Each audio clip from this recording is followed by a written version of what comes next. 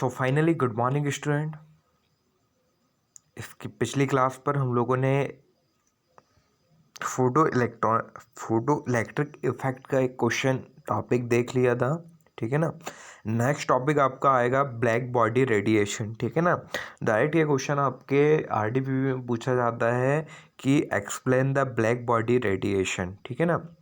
तो black body radiation को हम लोग देखते हैं कि ब्लैक बॉडी रेडिएशन क्या होता है। तो ब्लैक बॉडी रेडिएशन क्या बोलती है, a body which absorb completely the entire radiation incident on its surface is called a black body.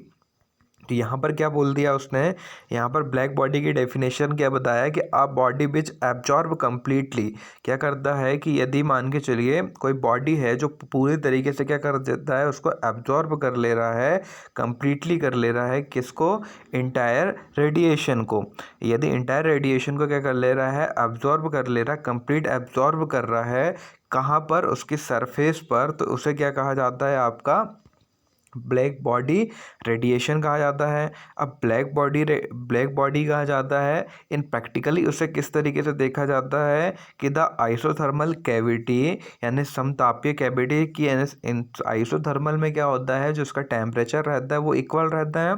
So isothermal cavity in which radiation from outside can enter the through a small aperture in it can be consider to be black body. क्या कहना चाह रहा है वो कि एक ऐसे common cavity या सेम टेम्परेचर वाली कैविटी जो क्या करती है, जिसके अंदर क्या होता है, आपके अपर्चर होते हैं, स्मॉल अपर्चर होते हैं, जिसमें से होकर क्या जाती है अंदर, जिसमें से होकर क्या जाती है, जो रेडिएशन है वो क्या कर सकती है, एंटर कर सकती है, इंटायर कर सकती है। ये क्या करता है, आपको ब्लैक बॉडी का काम होता है। ठीक है ना। देन when radiation the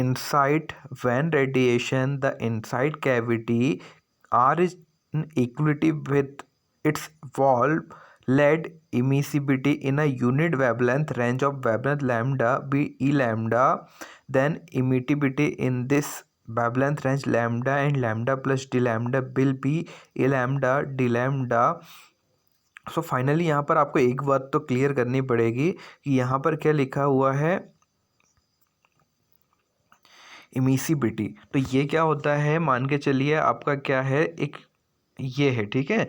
आपने क्या माने, जो कैविटी है आपकी, आपने किस करके को मारे, जो हमारा डस्टर होता है, डस्टर को आपको क्या मानना है, आइसोथर्मल कैविटी मानते हुए चलना है। अब आइसोथर्मल यदि उसे कैविटी मान रहे हैं, जो ब्लैक कलर की कैसा हुआ, पेंट हुआ हुआ है।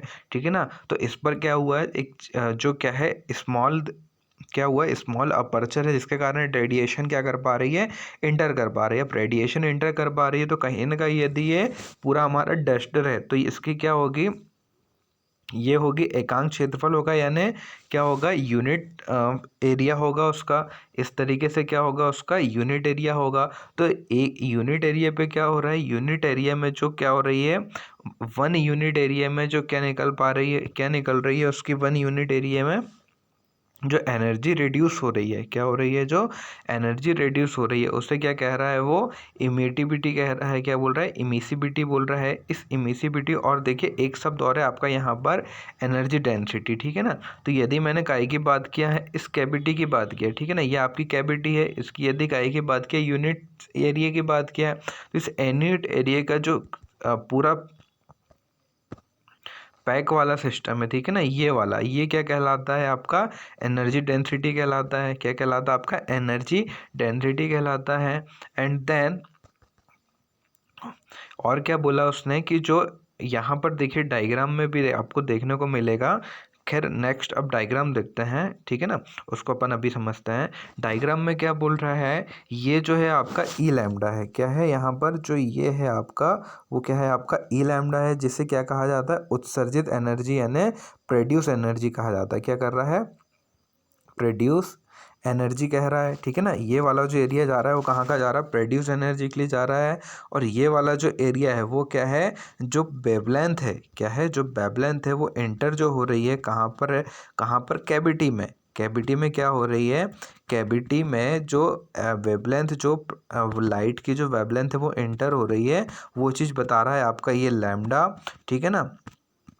लैम्डा बता रहा है और ई लैम्डा आपके प्रोड्यूस क्या होती है, एनर्जी बता रही है। तो देखिए ग्राफ क्या बता रहा है, यहाँ पर क्या है, जीरो है, क्या है यहाँ पर, जीरो है। अब यहाँ पर यदि जीरो है तो क्या देखने को मिल रहा है कि जैसे जैसे यानी जो इंटर वेवलेंथ इंटर होने की जो लिमिट है वही क्या है, इसकी एनर्जी प्रोड्यूस होने की भी लिमिट है। यानी जितना ग्राफ हमारा इस तरफ आगे बढ़ रहा है उतना ही ग्राफ हमारा क्या हो रहा है, इस तरफ आगे बढ़ने को मिल रहा है। मतलब क्या कहना चाह रहा है कि जो एनर्जी प्रोड्यूस होती है वो किसके इक्वल होती है, जो आपके इंटर वेवलेंथ होती है उसके क्या होती है, इक्वल होती है। इसी प्रकार यदि आपकी जो आने वाली वेवलेंथ है, कौन सी, प्रकाश की जो तरंगदैर्घ्य है, इंटर वेवलेंथ है, यदि उसका मान कैसा होगा, डिक्रीज होगा, तो जो प्रोड्यूस एनर्जी है उसकी वैल्यू भी क्या होती चली जाएगी, कम होती चली जाएगी। ठीक है ना।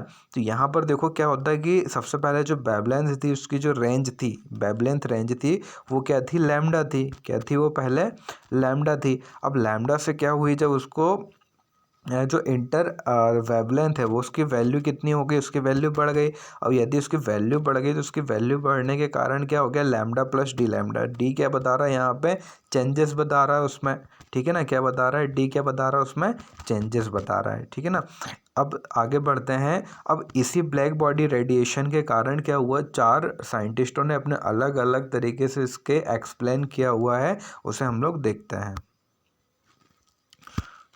सो फाइनली क्या बताया यहाँ पे कि following four law were propounded to explain the spectrum of energy distribution of black body radiation. तो किस तरीके से उन्हें डिस्ट्रीब्यूट किया हुआ है, स्पेक्ट्रम के रूप में उसको क्या कर दिया गया है, उसको एनर्जी को डिस्ट्रीब्यूट कर दिया गया है ब्लैक बॉडी रेडिएशन के लिए। अब ब्लैक बॉडी रेडिएशन के लिए स्पेक्ट्रम के तौर पर किया गया है। तो यहाँ पर सबसे मेन चीज़ क्या है, एक वर्ड आपको याद रखना है, स्पेक्ट्रम के तौर पे क्या किया गया है, उसको चारों साइंटिस्टों ने अलग अलग तरीके से उसको डिफाइन किया है। अब सबसे पहले साइंटिस्ट आता है स्टीफन। स्टीफन बोलते हैं, according to the Stefan law the total energy radiation per second from unit surface area of a black body. अब ब्लैक बॉडी क्या कहा था, ब्लैक बॉडी मैंने कहा था आपको डस्टर को मानने के लिए। अब यदि डस्टर को आपने ब्लैक बॉडी रेडिएशन माने हैं तो यहाँ पर क्या हुआ, आपका टोटल एनर्जी रिलेटेड पर सेकेंड फ्रॉम यूनिट सरफेस। अब यूनिट सरफेस क्या हो जाएगी आपकी, ये यूनिट सरफेस हो गई।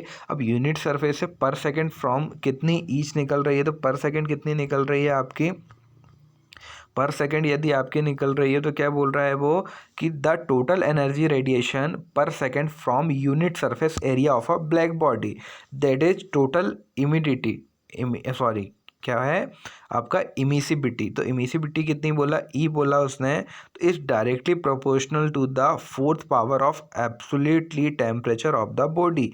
किसकी फोर्थ पावर होती है, फोर्थ पावर होती है काहे की, एनर्जी की। एनर्जी कौन सी कहला रही है वो, इमिसिबिलिटी। इमिसिबिलिटी मैंने आपको बताया था क्या होता है, ठीक है ना।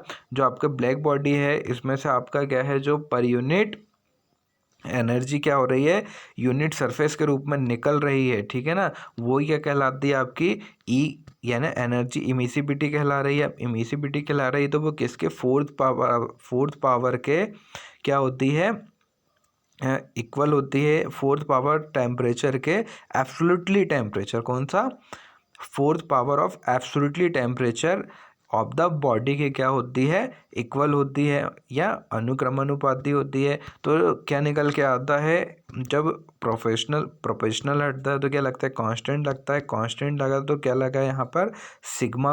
अब सिग्मा यदि यहाँ पर लगा है तो क्या बताया उसने, सिग्मा की वैल्यू कितनी बताया, 5.67 × 10⁻⁸ ठीक है ना। वाट मीटर माइनस स्क्वायर और कैल्विन की पावर -4 इज द कांस्टेंट। अब कांस्टेंट है तो इस कॉल्ड, इसे कौन सा कांस्टेंट कहा गया, तो इसे स्टीफन कांस्टेंट कहा गया, ठीक है ना।